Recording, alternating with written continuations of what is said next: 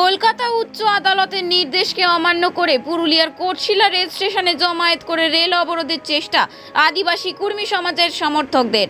ঘটনায় রেল ও রাজ্য পুলিশ বাধা দিলে বচসা বাঁধে কর্মী সমাজের আন্দোলনকারীদের মধ্যে।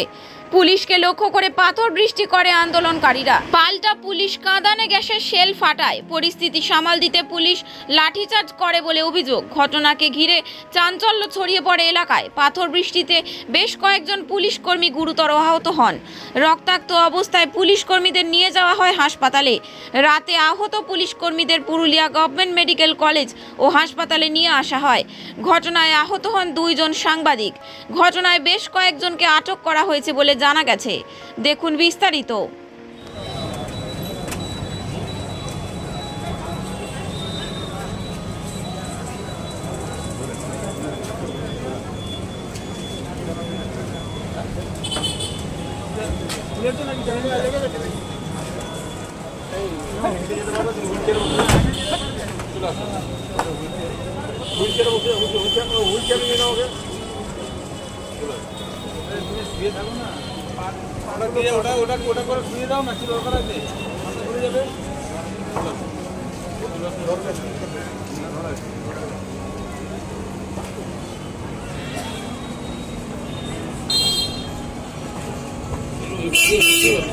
পেছনে আসছে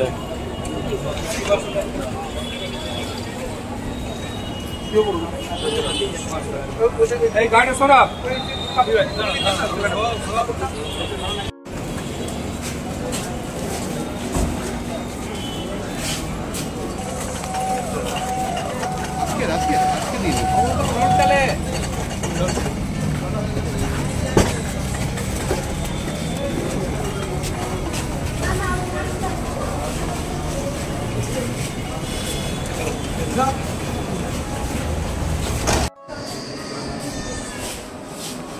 যাবেন কটার সময় হয়েছে?